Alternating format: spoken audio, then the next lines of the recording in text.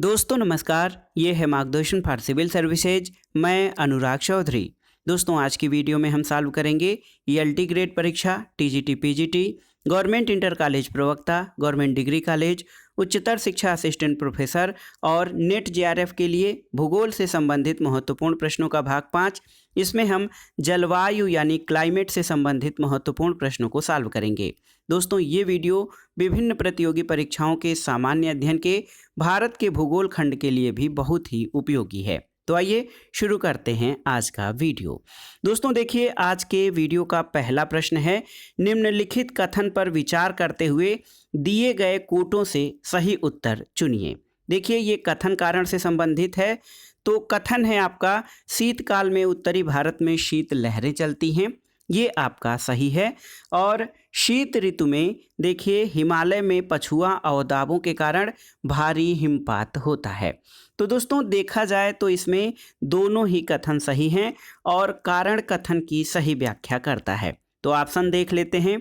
दोस्तों दोनों ही ए और आर सही हैं और आर ए की सही व्याख्या करता है। अगर इसकी व्याख्या देखें तो आप समझ सकते हैं कि शीत ऋतु में हिमालय में पछुआ अवदाबों के कारण भारी हिमपात होता है और इससे शीतकाल में उत्तरी भारत में शीत लहरें चलती हैं और उत्तरी भारत के तापमान में गिरावट आती है। अगला प्रश्न है दोस्तों, मानसून की उत्पत्ति में तिब्बत के उच्च पठार के तापीय प्रभाव को निम्न में से किसने महत्वपूर्ण बताया था? ऑप्शन है कोटेश्वरम एवं फ्लोन, अनंत कृष्णन, एमटी यिन या रमन एवं रामनाथन। तो सही उत्तर है दोस्तों, मानसून की उत्पत्ति के संबंध में तिब्बत के उच्च पठार के तापीय प्रभाव को कोटेश्वरम एवं फ्लोन ने महत्वपूर्ण बताया था। दोस्तों मानसून की उत्पत्ति में तिब्बत के उच्च पठार की तापीय प्रभाव बहुत ही महत्वपूर्ण है और इसकी व्याख्या कोटेश्वरम और फ्लोन ने किया था। डॉक्टर कोटेश्वरम के अनुसार तिब्बत का पठार 2 से 3 डिग्री सेल्सियस अधिक सूर्यताप प्राप्त करता है और ग्रीष्म ऋतु में गर्म हो जाता है, जिसके फलस्वरूप इसके ऊपर एक तापीय प्रतिचक्रवात निर्मित हो जाता है और ये पवनें दक्षिणावर्त दिशा में प्रवाहित होने लगती हैं। ये पूर्वी जेट वायुधारा भारतीय उपमहाद्वीप पर कोलकाता बंगलुरु अक्ष का अनुसरण करते हुए दक्षिणी हिंद महासागर पर मेडागास्कर के पास उतरकर वहां के उच्च वायुदाब में वृद्धि कर देती है और दक्षिण पश्चिम मानसून का प्रादुर्भाव होता है। तो याद रखिएगा, मानसून की उत्पत्ति में तिब्बत के उच्च पठार के तापीय प्रभाव को कोटेश्वरम और फ्लोन ने महत्वपूर्ण बताया था। अगला प्रश्न देखिए, बहुत ही महत्वपूर्ण है, मानसून शब्द की व्युत्पत्ति हुई है किस भाषा के शब्द से? तो उत्तर है अरबी भाषा के मौसिम शब्द से दोस्तों मानसून की उत्पत्ति हुई है और इसका शाब्दिक अर्थ होता है मौसम। मानसून का अर्थ होता है एक वर्ष के दौरान वायु की दिशा में ऋतु के अनुसार परिवर्तन और भारत की जलवायु उष्ण मानसूनी जलवायु है जो दक्षिणी और दक्षिणी पूर्व एशिया में पाई जाती है। तो याद रखिएगा, मानसून शब्द की व्युत्पत्ति अरबी भाषा के मौसम शब्द से हुई है जिसका शाब्दिक अर्थ मौसम होता है। अगला प्रश्न कथन कारण से संबंधित है। देखिए कथन है दोस्तों, हिमालय पर्वत शीत ऋतु में उत्तर की ओर से आने वाली पवनों से भारत की रक्षा करता है, ये सही है।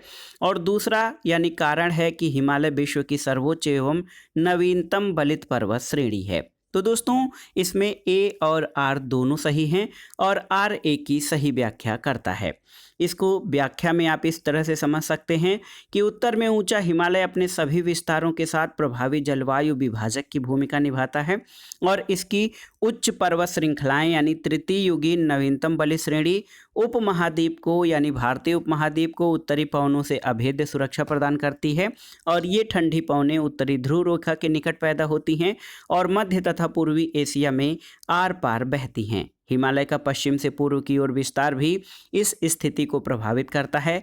इसलिए कथन और कारण दोनों सही हैं और कारण कथन की सही व्याख्या भी करता है। अगला प्रश्न भी कथन कारण से संबंधित है। दोस्तों कथन है कि हिमालय शीत ऋतु में उत्तर की ओर से आने वाली ठंडी पवनों से भारत की रक्षा करता है, ये आपका सही है। और कारण है कि हिमालय विश्व की सर्वोच्च एवं तृतीय युग में निर्मित वलित पर्वतीय श्रृंखला है।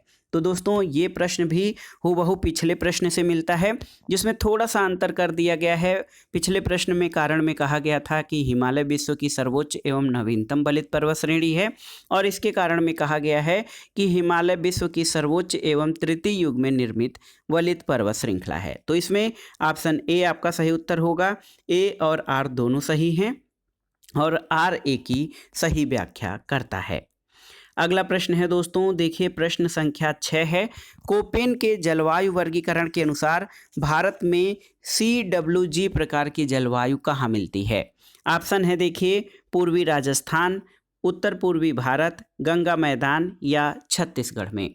तो दोस्तों CWG जो मानसून है वो है शुष्क शीत ऋतु वाला मानसून, और इस प्रकार के क्षेत्रों में गंगा का मैदान, पूर्वी राजस्थान, उत्तर मध्य प्रदेश और उत्तर पूर्वी भारत का अधिकतम क्षेत्र आता है।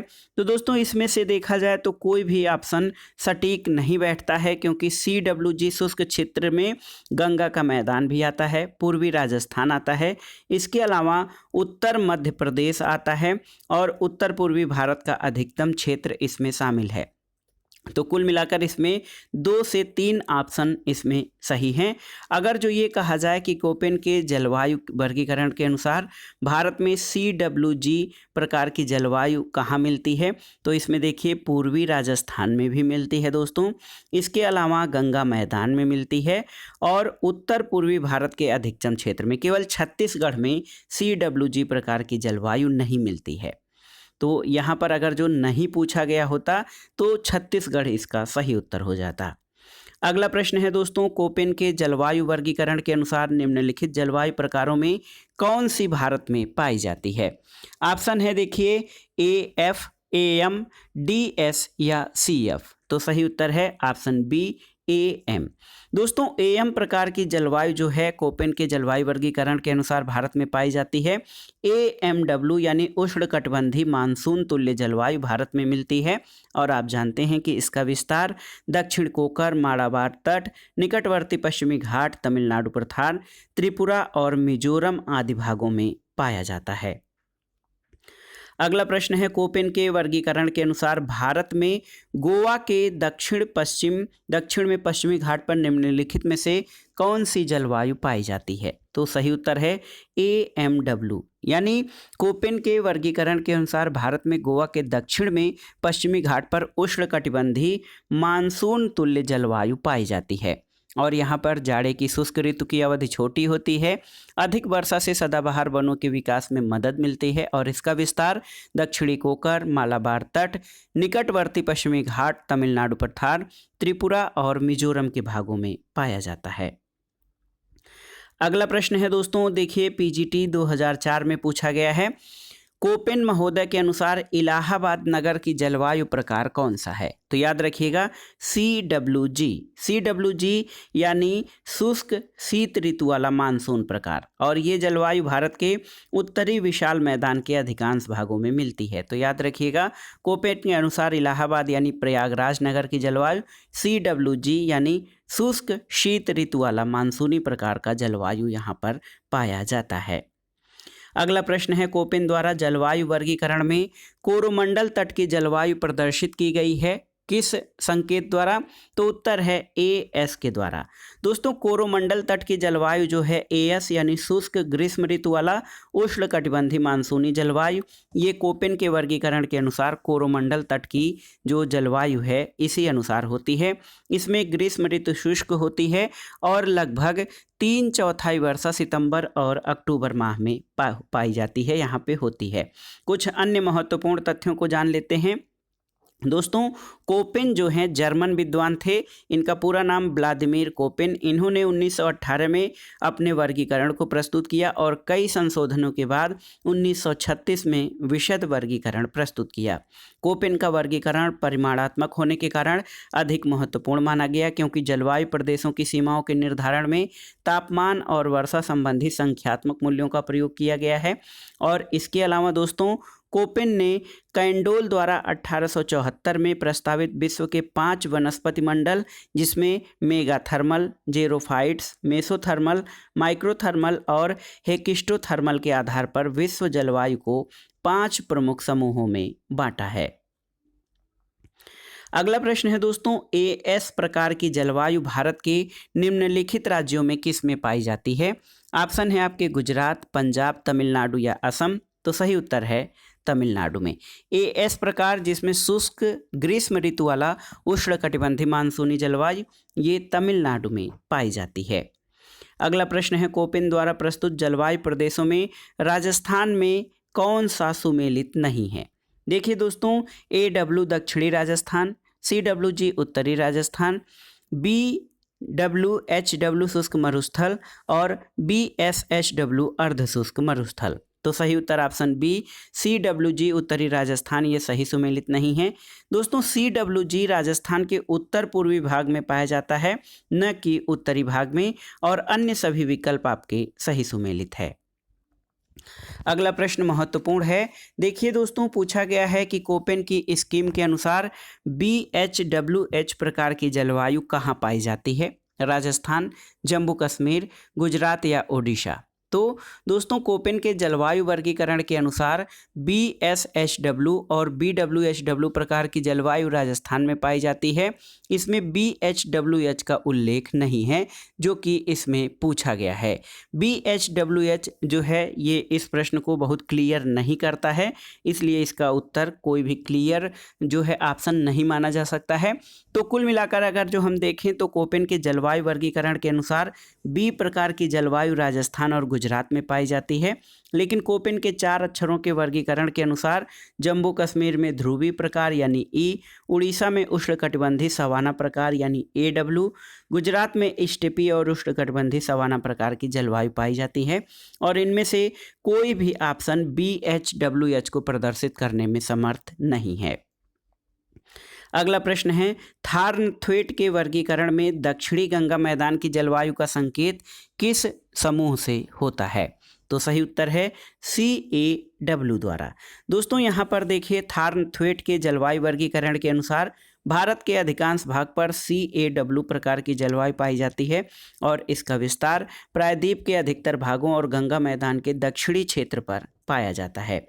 थार्नथ्वेट के वर्गीकरण में उत्तरी गंगा और ब्रह्मपुत्र मैदान की जलवायु का संकेत CBW द्वारा यानी समशीतोष्ण उपार्द्र जलवायु, BAW द्वारा यानी उष्णकटिबंधीय आर्द्र जलवायु, और AAR द्वारा यानी उष्णकटिबंधीय अति आर्द्र जलवायु दर्शाया गया है। तो याद रखिएगा दोस्तों, देखिए थार्नथ्वेट के वर्गीकरण में दक्षिणी गंगा मैदान की जलवायु CAW द्वारा दर्शाया गया है, क्योंकि भारत के अधिकांश भाग पर इसी प्रकार की जलवायु पाई जाती है। अगला प्रश्न है दोस्तों, थार्नथ्वेट के वर्गीकरण के अनुसार भारत के अधिकांश भागों पर कौन सी जलवायु पाई जाती है? तो आप जानते हैं CAW, ऑप्शन सी आपका सही उत्तर है। दोस्तों थार्नथ्वेट का जो जलवायु वर्गीकरण है उसमें भारत के अधिकांश भाग पर CAW प्रकार की जलवायु पाई जाती है। अगला प्रश्न है, निम्न में से किसकी भारत में ग्रीष्मकालीन मानसून के आगमन में प्रभावी भूमिका होती है? ऑप्शन है एल नीनो, तिब्बत पठार पर तापमान, हिमालय की अवस्थिति या दक्षिणी दोलन। तो सही उत्तर है दोस्तों हिमालय की अवस्थिति, ऑप्शन सी। अगर देखा जाए तो इन सभी का मानसून आगमन में महत्व है, लेकिन हिमालय की अवस्थिति सर्वाधिक महत्वपूर्ण है, क्योंकि यदि हिमालय न होता तो सभी अन्य की भूमिका नगण्य होती। अगला प्रश्न है दोस्तों, भारत में सर्वाधिक वर्षा यानी वर्षण किस माह में होती है? मई, जून, जुलाई या अगस्त? तो आप जानते हैं सर्वाधिक वर्षा जुलाई माह में होती है भारत में। दोस्तों अगर जो विभिन्न माहों या विभिन्न वर्षों में महीनों की वर्षा की प्रवृत्ति देखी जाए तो इनमें अंतर पाया जाता है। मौसम विज्ञान विभाग की वेबसाइट पर 1901 से 1914 तक के विभिन्न महीनों में उपलब्ध वर्षा के आंकड़ों का सामान्यीकरण किया जाए तो देखिए जुलाई में दोस्तों सर्वाधिक वर्षा दर्ज की गई है, जो 12 महीनों में उच्चतम वर्षा वाले महीने थे। अगला प्रश्न है दोस्तों, भारत में किस क्षेत्र में ग्रीष्मकालीन मानसून सबसे पहले आता है? आपको बताना है। ऑप्शन है हिमालय, पूर्वी घाट, पश्चिमी घाट या सिंधु गंगा मैदान। तो सही उत्तर है ऑप्शन सी, पश्चिमी घाट में। दोस्तों भारत में ग्रीष्मकालीन मानसून दक्षिणी पश्चिमी मानसून जिसे कहते हैं, इसका प्रारंभ केरल राज्य से होता है। जिसके अंतर्गत पश्चिमी घाट की उपस्थिति है। भारत में कुल वर्षा का लगभग 92% दक्षिणी पश्चिमी मानसून से प्राप्त होता है। भारत एक उपोष्ण मानसूनी जलवायु वाला देश है और भारत में इसी की सक्रियता जो है जून से सितंबर तक रहती है। अगला प्रश्न है, पश्चिमी घाट में होने वाली ज़्यादातर वर्षा किस प्रकार की होती है? तो सही उत्तर है दोस्तों, पश्चिमी घाट में ज़्यादातर वर्षा जो है वो पर्वतीय प्रकार की होती है। और देखिए, पश्चिमी घाट के साथ साथ होने वाली वर्षा पर्वतीय है क्योंकि ये आर्द्र हवाओं से अवरुद्ध होकर घाट के सहारे ज़बरदस्ती ऊपर उठने से होती है और अरब सागर में उठने वाले दक्षिणी पश्चिमी मानसून धारा से भारत के पश्चिमी तट पर वर्षा होती है। अगला प्रश्न है दोस्तों, केरल में मानसून के पहुंचने की सामान्य तिथि क्या है? तो आप जानते हैं केरल में सबसे पहले मानसून आता है और ये तिथि 1 जून है। तो केरल में मानसून पहुंचने की सामान्य तिथि 1 जून है, याद रखिएगा। और दक्षिणी पश्चिमी मानसून की अरब सागरी शाखा 1 जून के आसपास केरल तट पर पहुंच जाती है, जो कि सबसे पहले केरल तट पर ही पहुंचती है दक्षिणी पश्चिमी मानसून की शाखा। अगला प्रश्न है दोस्तों, भारत के किस राज्य में जाड़े की ऋतु में सर्वाधिक वर्षा होती है? तो आप जानते हैं तमिलनाडु में दोस्तों जाड़े में वर्षा होती है और इसका कारण निवर्तित या लौटता हुआ मानसून है, जो कि बंगाल की खाड़ी से जलवाष्प ग्रहण करके पूर्वी तटीय भागों में वर्षा करता है। इसे उत्तरी पूर्वी मानसून भी कहा जाता है और अक्टूबर नवंबर में उत्तरी सरकार क्षेत्र में जबकि नवंबर दिसंबर में भारत के पूर्वी तट यानी तमिलनाडु कोरोमंडल तट पर वर्षा होती है। तो याद रखिएगा, भारत के तमिलनाडु में जाड़ों में वर्षा होती है। अगला प्रश्न है, निम्नलिखित में से कौन सा भारत के पूर्वी तट में शीत ऋतु की वर्षा के लिए अधिक उत्तरदायी है? तो उत्तर है उत्तर पूर्वी मानसून। दोस्तों, उत्तर पूर्वी मानसून जिसको हम कहते हैं लौटता हुआ मानसून, निवर्तित या प्रत्यावर्तित मानसून, ये बंगाल की खाड़ी से जलवाष्प लेकर तमिलनाडु और कोरोमंडल तट पर वर्षा करता है, जिसको कि उत्तरी पूर्वी मानसून कहा जाता है। अगला प्रश्न है दोस्तों, तमिलनाडु के पूर्वी तट पर सर्वाधिक वर्षा होती है किसके द्वारा? तो उत्तर है दोस्तों, तमिलनाडु के पूर्वी तट पर सर्वाधिक वर्षा उत्तरी पूर्वी मानसून द्वारा होती है, याद कर लीजिएगा। अगला प्रश्न इसी से जुड़ा हुआ है कि कोरोमंडल तट पर सर्वाधिक वर्षा होती है किससे? तो उत्तर है दोस्तों, उत्तरी पूर्वी मानसून से कोरोमंडल तट पर सर्वाधिक वर्षा होती है। अगला प्रश्न है, कोरोमंडल तट पर होने वाली वर्षा की अधिकांश मात्रा प्राप्त होती है किससे? तो आप जानते हैं दोस्तों, कोरोमंडल तट पर होने वाली वर्षा की अधिकांश मात्रा उत्तर पूर्वी मानसूनी हवाओं से प्राप्त होती है। ऑप्शन डी आपका सही उत्तर है। अगले प्रश्न पर अगर जो हम आए तो देखिए, भारत के निम्न में से किस क्षेत्र में वार्षिक वर्षा का सर्वाधिक विचलन मिलता है? ऑप्शन है अरुणाचल, छोटा नागपुर, मालाबार या निम्न कर्नाटक पठार। तो सही उत्तर है ऑप्शन डी, निम्न कर्नाटक पठार। दोस्तों, राजस्थान, गुजरात के कुछ हिस्सों में और दक्कन के पठारी क्षेत्र वाले हिस्सों में वार्षिक वर्षा का सर्वाधिक विचलन मिलता है और निम्न कर्नाटक पठार दक्कन के पठार का भाग है, इसलिए विकल्प डी सही उत्तर है। अगला प्रश्न है, दक्षिणी पश्चिमी मानसून चलती है कब से कब तक? देखिए, उत्तर है दोस्तों, दक्षिणी पश्चिमी मानसून की अवधि जून से सितंबर तक है। ऑप्शन देख लेते हैं, मई से सितंबर, नवंबर से जनवरी, अक्टूबर से जनवरी या उपर्युक्त में से कोई नहीं। तो देखिए, इसमें कोई ऑप्शन नहीं है, ऑप्शन डी हो जाएगा। और आप याद कर लीजिए, दक्षिणी पश्चिमी मानसून जून से सितंबर तक आपका चलता है। और दोस्तों, दूसरी ओर जो निवर्तित मानसून या लौटता हुआ मानसून है वो अक्टूबर से मध्य दिसंबर तक होता है और इन दोनों ही मानसून से औसत वार्षिक वर्षा का क्रमशः 75.5% और 12.5%, ये 2009-19 के आंकड़े हैं दोस्तों। अगला प्रश्न है, भारत में दक्षिणी पश्चिमी मानसून की ऋतु में अंतरा उष्णकटिबंधीय अभिसरण पेटी सरक जाती है किस तरफ? पश्चिम की ओर, पूरब की ओर, उत्तर की ओर या दक्षिण की ओर? तो सही उत्तर है ऑप्शन सी, उत्तर की ओर। दोस्तों, भारत में दक्षिणी पश्चिमी मानसून की ऋतु में अंतरा उष्णकटिबंधीय अभिसरण पेटी उत्तर की ओर सरक जाती है और जुलाई के महीने में ITCZ 20 से 25 डिग्री उत्तरी अक्षांशों के आसपास गंगा के मैदान में स्थित हो जाता है। अगला प्रश्न है, आर्द्र मानसून की अरब सागरी शाखा बंगाल की खाड़ी की शाखा से मिलती है कहाँ पर? ऑप्शन है मालवा के पठार पर, देखिए सतपुड़ा पर्वत पर, शिलांग पठार पर या छोटा नागपुर पठार पर। तो दोस्तों अर्ध मानसून की अरब सागरी शाखा बंगाल की खाड़ी की शाखा से गंगा के मैदान में मिलती है। याद रखिएगा, गंगा मैदान में मिलती है दोनों शाखाएं, अरब सागर की मानसून और बंगाल की खाड़ी का मानसून। तो देखिए ये यहाँ पर ऑप्शन में कोई ही भी उत्तर नहीं दिया गया है, कोई भी मैच नहीं करता है। और व्याख्या में अगर जो हम देखें तो अर्ध मानसून की अरब सागरी शाखा बंगाल की खाड़ी की शाखा से गंगा के मैदान में मिलती है, जबकि अरब सागरी शाखा एक अन्य शाखा बंगाल की शाखा से पंजाब और हरियाणा में मिलती है। अगले प्रश्न पर आते हैं दोस्तों, उत्तर पश्चिमी भारत में शीतकालीन वर्षा होती है। देखिए आपको बताना है कि उत्तरी पश्चिमी भारत में शीतकालीन वर्षा किससे होती है, तो सही उत्तर है पश्चिमी विक्षोभ से। देखिए दोस्तों जाड़ों के दिनों में भारत के उत्तरी पश्चिमी भागों में और उत्तरी भारत में वर्षा पश्चिमी विक्षोभ के कारण होती है। पश्चिमी विक्षोभ जो कि भारतीय उपमहाद्वीप में जाड़े के मौसम में पश्चिम और उत्तर पश्चिम से प्रवेश करते हैं, भूमध्य सागर पर उत्पन्न होते हैं। भारत में इनका प्रवेश पश्चिमी जेट प्रवाह द्वारा होता है। और शीतकाल जो है दोस्तों, शीतकाल में रात्रि के तापमान में वृद्धि इन विक्षोभों के आने का पूर्व संकेत माना जाता है।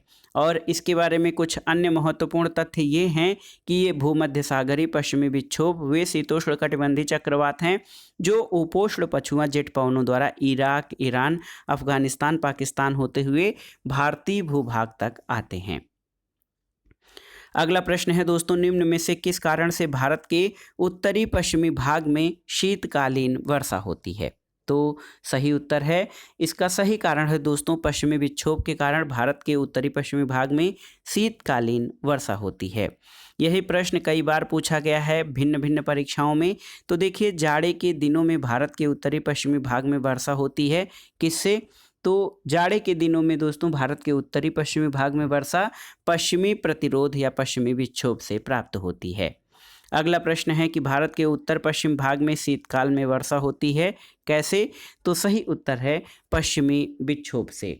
और अगला प्रश्न, उत्तरी भारत में शीतकालीन वर्षा किस कारण से होती है, तो आप जानते हैं दोस्तों इसका कारण पश्चिम से आने वाला चक्रवात या पश्चिमी विक्षोभ के कारण उत्तरी या उत्तर पश्चिमी भारत में शीत ऋतु में वर्षा होती है। अगला प्रश्न दोस्तों कथन कारण से संबंधित है। कथन है कि शीतकाल में उत्तरी भारत में शीत लहरें आती हैं, ये आपका सही है। कारण है कि शीत ऋतु में पश्चिमी विक्षोभों के कारण हिमालय में भारी हिमपात होता है, तो कारण भी सही है। और दोस्तों देखिए बहुत ही महत्वपूर्ण है, इसमें ऑप्शन ए आपका सही उत्तर हो जाएगा। ए और आर दोनों सही हैं और आर ए की सही व्याख्या करता है। अगला प्रश्न है, ग्रीष्मकालीन वर्षा की मात्रा को ध्यान में रखते हुए निम्नलिखित शहरों में वर्षा के संदर्भ में कौन सा अनुक्रम सही है, तो देखिए सबसे अधिक वर्षा कहाँ पर, कोलकाता में होती है, उसके बाद इलाहाबाद, फिर अहमदाबाद। ऑप्शन बी आपका सही उत्तर हो जाएगा। दोस्तों ग्रीष्मकालीन वर्षा की मात्रा को ध्यान में रखते हुए कोलकाता में सर्वाधिक, उससे कम प्रयागराज में और उससे कम अहमदाबाद में। ये सही पैटर्न है ग्रीष्मकालीन वर्षा की मात्रा के हिसाब से। अगला प्रश्न है, भारतवर्ष में सर्वाधिक वर्षा होती है कहाँ पर, देखिए पश्चिमी घाट, हिमालय क्षेत्र, मेघालय। तो जिसमें मेघालय है वहाँ पर देख सकते हैं कि ये ऑप्शन आपका सही उत्तर हो जाएगा। पश्चिमी घाट, हिमालय क्षेत्र और मेघालय में मिलाकर सर्वाधिक वर्षा होती है। और भारत में सर्वाधिक वर्षा कहाँ पर, पश्चिमी घाट में, हिमालय क्षेत्र में और मेघालय में होती है। और मेघालय में दोस्तों दुनिया के सर्वाधिक वर्षा वाले स्थान चेरापूंजी और मासिनराम अवस्थित हैं।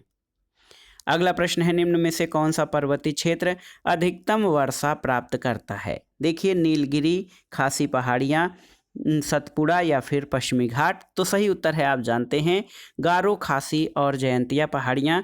ये दोस्तों विश्व के सर्वाधिक वर्षा वाले स्थान मासिनराम और चेरापूंजी इसी पहाड़ी में स्थित हैं, इसलिए ऑप्शन बी आपका सही उत्तर हो जाएगा। दुनिया का सर्वाधिक वर्षा प्राप्त करने वाला जो क्षेत्र है वो खासी पहाड़ियाँ हैं। अब आइए अगले प्रश्न पर आते हैं दोस्तों, ग्रीष्म ऋतु के दौरान कर्नाटक में तड़ित झंझा से होने वाली वर्षा को क्या कहा जाता है, तो सही उत्तर है चेरी ब्लॉसम। ऑप्शन सी आपका सही उत्तर है।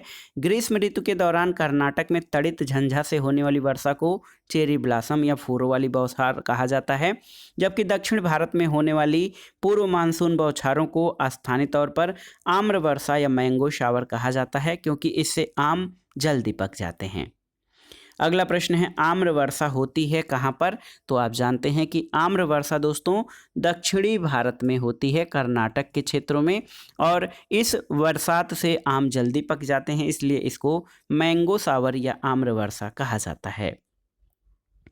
अगला प्रश्न है दोस्तों कोलकाता किस प्रकार की जलवायु का प्रतिनिधि नगर है? ऑप्शन है भूमध्य सागरीय जलवायु, पश्चिमी यूरोप तुल्य जलवायु, सवाना तुल्य जलवायु या मानसूनी जलवायु। तो सही उत्तर है कोलकाता दोस्तों सवाना तुल्य जलवायु का प्रतिनिधि नगर है।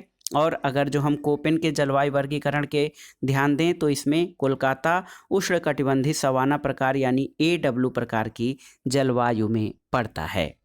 अगला प्रश्न है भारत के निम्नलिखित महानगरों में से अधिकतम वार्षिक तापांतर कहाँ पाया जाता है? दिल्ली में, मद्रास में, मुंबई में या कोलकाता में?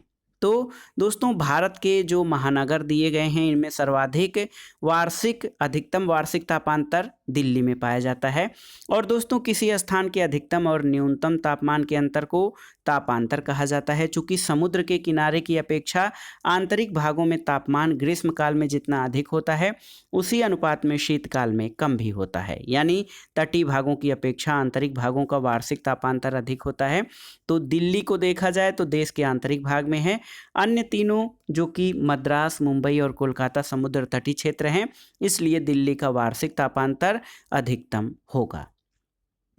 अगला प्रश्न है दोस्तों सूची 1 का मिलान सूची 2 से करना है और दिए गए कूट से सही उत्तर का चयन करना है। देखिए आप मिलाइए, 1 सितंबर को जो मानसून है ये आपका दोस्तों अमृतसर पंजाब में रहता है, मानसून के वापस होने की तिथि वापसी में। 15 सितंबर को ये दिल्ली पहुंचता है। इसके अलावा 15 अक्टूबर दोस्तों 15 अक्टूबर को रायपुर या छत्तीसगढ़ की तरफ रहता है और 15 नवंबर को बंगलुरु कर्नाटक की तरफ। तो सही उत्तर क्या हो जाएगा? देखिए 2, 3, 4 और 1 ऑप्शन कौन सा सही है? 2, 3, 4, 1 ऑप्शन ई आपका सही उत्तर हो जाएगा। दोस्तों सही सुमेलन जो मानसून के वापस होने की तिथि से था, 1 सितंबर को ये अमृतसर, 15 सितंबर को दिल्ली, 15 अक्टूबर को मानसून की वापसी रायपुर तक और 15 नवंबर तक ये बंगलुरु कर्नाटक पहुंच जाता है। अगला प्रश्न है निम्न में से भारत में अगस्त के वर्ष में परिवर्तनशीलता सामान्यतया कहाँ अधिक होगी? ऑप्शन है श्रीनगर, जलपाईगुड़ी, कोलकाता, जोधपुर या रांची। तो सही उत्तर है ऑप्शन डी जोधपुर। देखिए दोस्तों माह भारत के अगस्त वर्ष की परिवर्तनशीलता सामान्यतः जो अधिक होगी वो जोधपुर में होगी, क्योंकि जोधपुर में 50% से अधिक और अन्य शेष विकल्पों में 25% से कम परिवर्तनशीलता होती है। अगला प्रश्न है भारत के शुष्कतम स्थान का नाम बताएं। जयपुर, पुणे, जैसलमेर या बीकानेर। तो सही उत्तर हो जाएगा जैसलमेर। विभिन्न ये जो ऑप्शन दिए गए हैं इनमें भारत का शुष्कतम स्थल जैसलमेर है, जबकि भारत का सबसे शुष्कतम स्थल केंद्र शासित प्रदेश लद्दाख में स्थित जो लेह है वो सर्वाधिक शुष्कतम है और विकल्पों में यहाँ पर जैसलमेर सर्वाधिक शुष्कतम स्थल है। अगला प्रश्न है कि निम्नलिखित में से कौन सा कथन आपका सत्य है?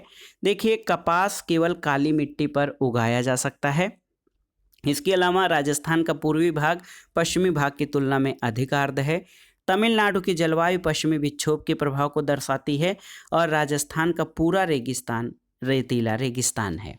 तो यहाँ पर आपसे पूछा गया है कि कौन सा कथन सही है, तो ऑप्शन बी आपका सही है कि राजस्थान का पूर्वी भाग पश्चिमी भाग की तुलना में अधिक आर्द्र है। देखिए दोस्तों राजस्थान का पश्चिमी भाग अधिकांशतः शुष्क और बंजर है तथा ये मुख्यतः थार रेगिस्तान को समाहित करता है। यह भाग अल्प वर्षा, उच्च तापमान और निम्न आर्द्रता वाला है। दूसरी ओर राजस्थान का पूर्वी भाग तुलनात्मक रूप से अधिक आर्द्र जलवायु क्षेत्र के अंतर्गत आता है।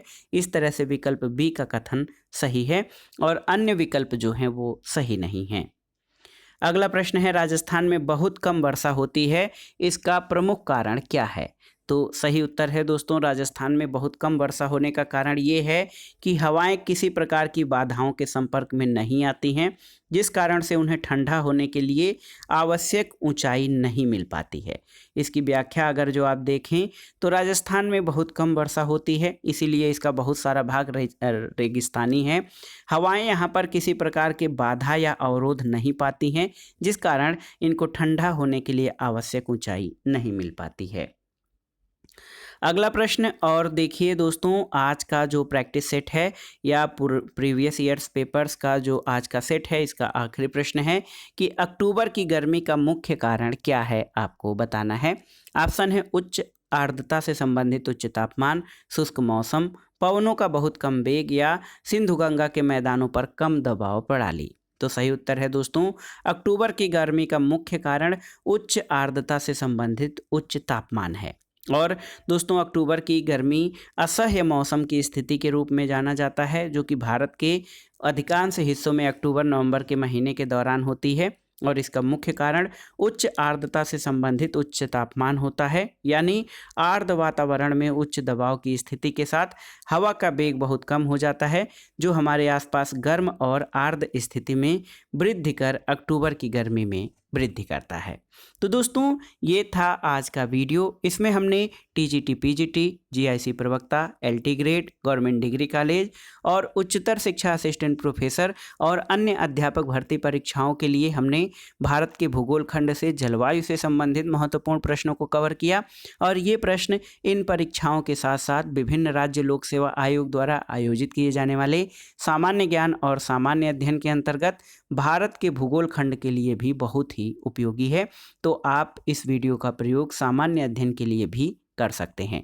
वीडियो आपको कैसा लगा हमें कमेंट बॉक्स में ज़रूर बताइएगा। वीडियो को लाइक करें, शेयर करें और इस चैनल मार्गदर्शन फॉर सिविल सर्विसेज को सब्सक्राइब करें।